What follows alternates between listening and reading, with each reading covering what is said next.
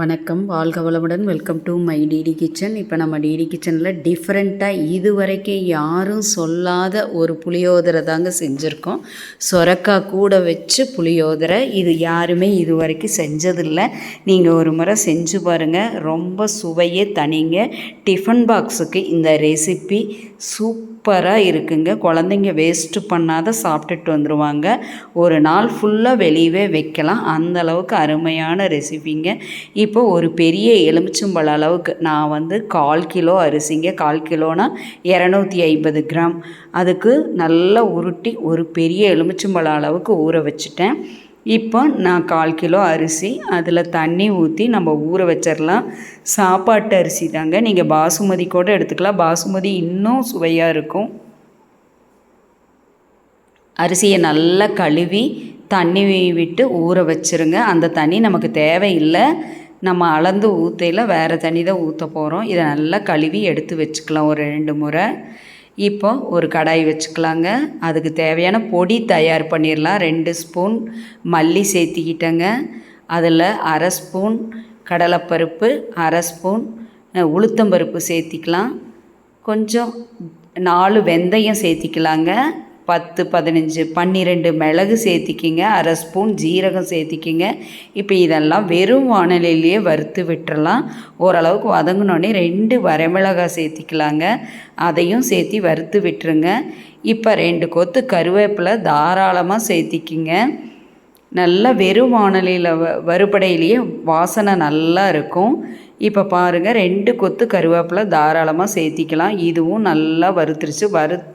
அந்த வறுக்கவே வாசனை நல்லா இருக்கும். அப்போ நம்ம எடுத்து மிக்ஸி ஜாரில் சேர்த்தி பொடி பண்ணி எடுத்து வச்சுக்கலாங்க. நீங்கள் இல்லை இது வறுக்க எனக்கு டைம் இல்லை அப்படின்னா புளியோதரை பொடி 2 ஸ்பூன் சேர்த்திக்கிங்க. 1/4 கிலோ அரிசிக்கு. கடையில் வைக்கிற புளியோதரை பொடியே வாங்கிக்கிங்க. இப்போ நல்லெண்ணெய் சேர்த்திக்கலாங்க. 2 டேபிள் ஸ்பூன் நல்லெண்ணெய் சேர்த்திருக்கிறேங்க. அதில் 1 ஸ்பூன் கடுகு சேர்த்திக்கலாம். 1 ஸ்பூன் கடலைப்பருப்பு, 1 ஸ்பூன் உளுத்தம்பருப்பு. ஏன்னா அதெல்லாம் வாயில் கடிப்பட்டால் தான் நல்லாயிருக்கும். இப்போ கொஞ்சம் வறுத்த கடலை சேர்த்திக்கலாங்க. வறுத்த கடலையோ வறுக்காத கடலையோ அதை எண்ணெயில் போட்டுக்கலாம். 2 வரமிளகாய், காஞ்ச வரமிளகாய் சேர்த்திக்கிங்க. இப்போ கருவேப்பிலை 2 கொத்து சேர்த்திக்கிங்க. கருவேப்பிலை டோட்டலாக 4 கொத்து 5 கொத்து சேர்த்திக்கிங்க. புளி சாதத்துக்கு கருவேப்பிலை தான் வாசனையாக நல்லா இருக்குங்க. இப்போ 10 பூண்டு பல் சேர்த்திக்கலாங்க. அதையும் சேர்த்தி நல்லா வறுத்து விட்டுருங்க. நல்லெண்ணெயிலேயே வறுபடட்டும். செவக்க வறுத்தெடுத்துக்கலாங்க. வறுத்தெடுத்தோடனே ஒரு 1/2 ஸ்பூன் மஞ்சள் பொடி சேர்த்திக்கலாம். நம்ம இப்போ வறுத்து அரைச்சோம் பார்த்திங்களா, அந்த பொடியே உள்ளே சேர்த்திக்கலாங்க. இது இல்லைன்னா நீங்கள் புளியோதரை பொடி சேர்த்திக்கிங்க. தாராளமாக வித்தியாசமாக இருக்குங்க. டிடி கிச்சனை பிடிச்சா லைக் பண்ணுங்கள், ரொம்ப பிடிச்சா கமெண்ட் பண்ணி ஷேர் பண்ணி சப்ஸ்கிரைப் பண்ணுங்கள் ஃப்ரெண்ட்ஸ். 1 கப் புளி தண்ணிங்க. நான் அந்த புளியை நல்லா கரைச்சி 1 கப்பு தண்ணியாக பண்ணிக்கிட்டேன். 1 கப் வெறுமனை சாதா தண்ணி சேர்த்திக்கலாம். 2 கப் போதுங்க. 1 கப் அரிசிக்கு 2 கப் உப்பு சேர்த்திக்கிங்க. இப்போ சுரைக்காயை கட் பண்ணி எடுத்து வச்சுருக்கோம். அந்த சுரைக்காயும் உள்ளே சேர்த்திக்கிங்க. குழந்தைங்க கண்டிப்பாக சுரைக்காய் கொடுத்தா சாப்பிட மாட்டாங்க. இந்த சுரைக்காய் புளி சாதத்தோடு சேர்த்து சாப்பிடையில ரொம்பவே சுவையும் மனமும் தனியாக இருக்குங்க. இது வித்தியாசமாக இருக்கும். ஒரு முறை செஞ்சு பாருங்கள்.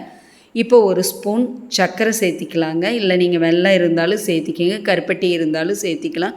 இப்போ நல்லா கொதிக்கட்டுன்னு நம்ம கழிஞ்சு வச்சுருக்கேன் இல்லைங்களா, அந்த அரிசியை உள்ளே சேர்த்திக்கலாம். பாசுமதி ரைஸ்க்கு இன்னுமே நல்லா இருக்குங்க. நீங்கள் எது இருக்குதோ அதை சேர்த்திக்கிங்க. நான் சாதா புழுங்கல் அரிசி தாங்க சேர்த்திருக்கேன். இப்போ ஒரு கொதி வந்தோடனே மூடி வச்சிடலாங்க. 2 கருவேப்பிலை உள்ளே சேர்த்திக்கலாம், வாசனையாகவும் இருக்கும். 2 விசில் விட்டு எடுங்க. 1 விசில் ஹைலையும் 1 விசில் ஸ்லோலேயே வச்சுருங்க. சிம்மில் வச்சு 1 விசில் எடுத்துக்கலாங்க. 2 விசில் போதுங்க. ப்ரெஷர் குறைஞ்சோடனே பார்க்கலாம். கரெக்டாக இருக்குது பாருங்கள். தண்ணிக்கும் அந்த இதுக்கும் சாதம் நல்லா வெந்திருக்குது.